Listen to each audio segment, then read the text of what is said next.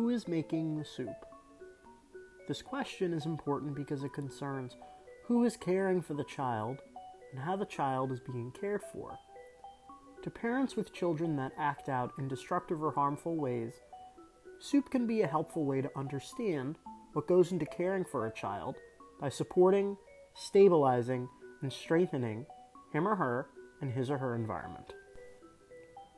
While any hot meal is a physical necessity, there is added value in preparing and serving homemade soup. While instant soup would fulfill the basic need for nutrition, it would only go so far. Preparing homemade soup requires more time and effort. Children need their parents to put time and effort into anything that involves their children, whether that is related to cooking a meal or talking to their children about their feelings. Children need adults who are present, committed, and show an interest in the children and their feelings. That can help them grow in very important ways that food alone can't do. The following is a case study of Z, a child that has acted out in ways children often act out. Hi, I'm Z. I'm 15 years old and live at home with my mom, who sings in a band, and my dad, who travels around the country on business. I love my parents, but I prefer to hang out with my friends whenever I get the chance.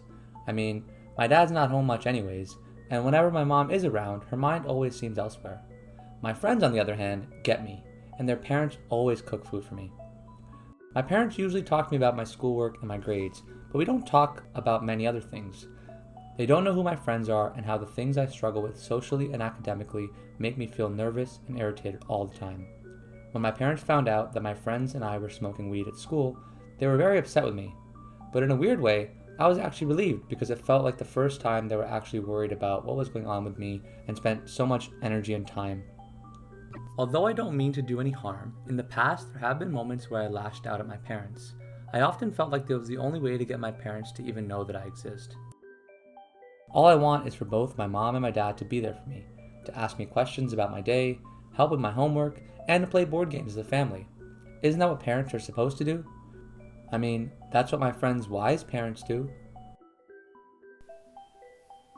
When teenagers act out and break rules by using drugs, or shoplifting, or skipping school, they may actually be seeking attention from something or someone. They may push boundaries and test their parents' limits. Psychologist Paul Frick has written that mental health professionals sometimes consider these problems related to regulating emotions to be a risk for the child continuing to struggle later on in life. While the effects of that child's behavior can be harmful to themselves and those that care about them, the child can be helped. In the case of Z, his possible conduct problems in adolescence, if not treated, may lead to antisocial tendencies in adulthood. Negative attention is attention. A teenager who is seeking his parents' attention and learns that he gets attention when he acts out will be more likely to act out again. Scientists Sunia Luther, Samuel Barkin, and Elizabeth Crossman state that the attention parents give to what they value can put a lot of pressure on their child, which could hurt the child more than it could help him or her. It is important for Z, his parents, and a trusted professional to talk about why he feels the way that he feels, what support he may need, and how the people in his life can provide him that support. If Z receives more positive attention, he may feel less of a need to act out by doing things that are unsafe to him or hurtful to his parents.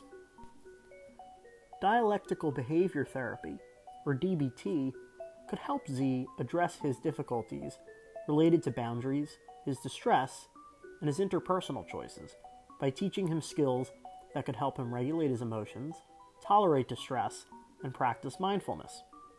In this case, DBT could eliminate the need for day treatment. D.W. Winnicott believes that involvement is crucial to the child thriving. Perhaps that could start with some homemade soup.